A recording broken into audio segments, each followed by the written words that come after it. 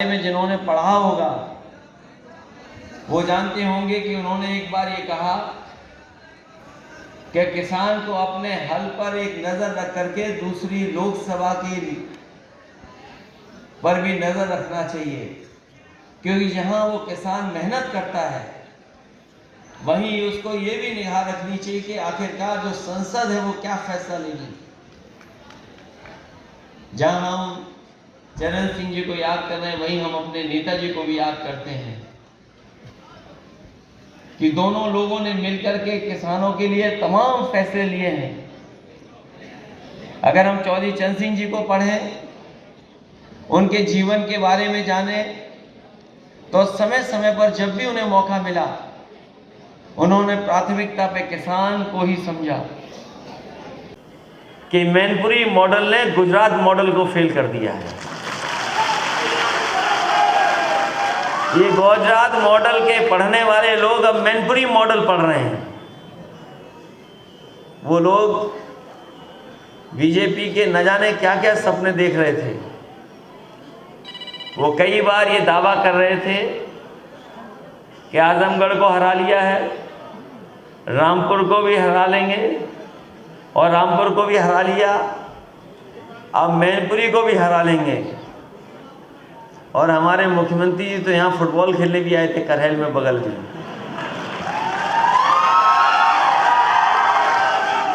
अच्छा हुआ वो जसवंत नगर में नहीं आए,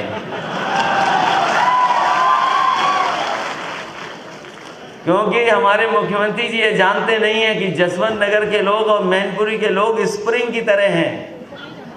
जितना दबाओगे, जब छोड़ोगे तो इतना उछलेंगे कि जिसका आपको कल्पना नहीं है।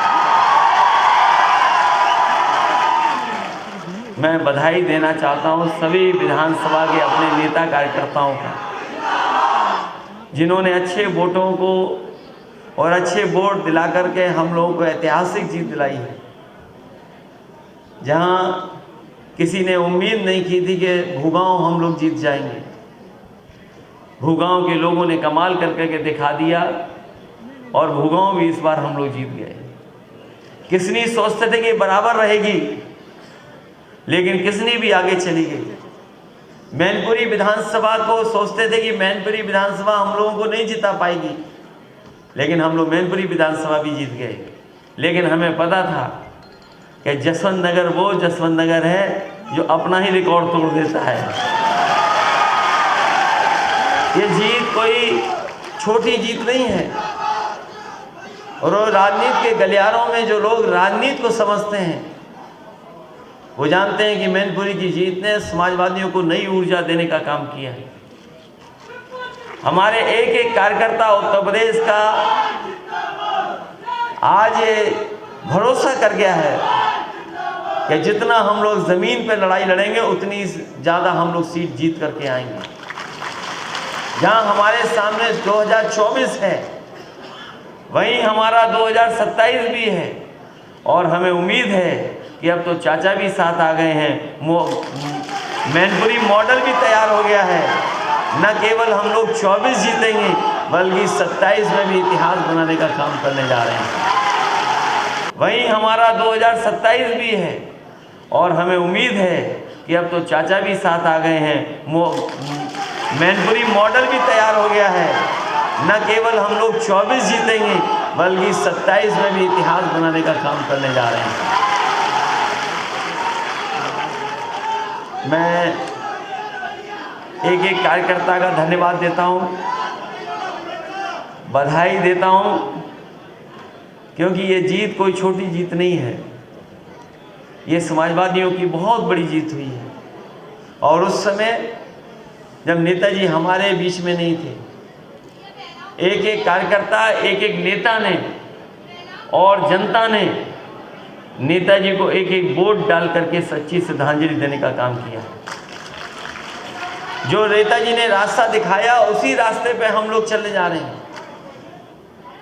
उसी रास्ते पर जो हमें विरासत में समाजवादी सिद्धांत और कार्यक्रम दिए, उन्हीं कार्यक्रमों को हम लोग आगे बढ़ाना है।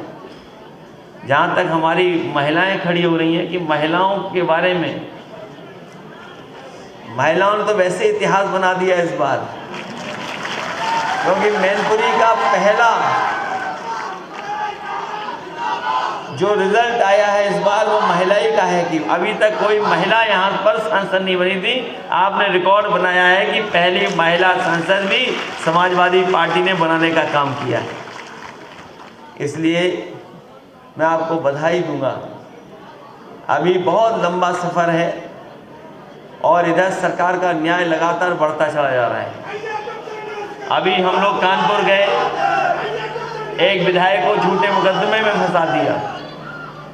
सरकार ये सोचती है कि कानपुर गए तो महाराजगंज पहुंचा दिया, और अगर हम महाराजगंज मिलने चले जाएंगे तो हो सकता है वो दूसरी जेल में पहुंचा दें।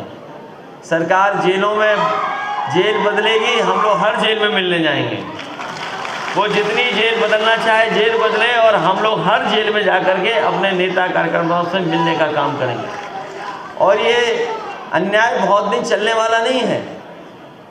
वो जानते हैं कि जिस दिन समाजवादियों ने ऐलान कर दिया जेल भरो, उसी दिन उनका न्याय खत्म हो जाएगा। और हम लोग भी इंतज़ार कर रहे हैं कि जैसे ही हमारी पार्टी के नेता कार्यकर्ता हम लोग मिलकर के बैठेंगे और तारीख तय कर देंगे कि किस दिन से हम लोग जेल भरो का आंदोलन जिस तरीके से नेताजी छेड़ते तो उसी तरह का हम लोग आगे चलाने का काम करेंगे। इसलिए इस मौके पर एक बार फिर चरण सिंह जी को याद करते हुए किसान नेता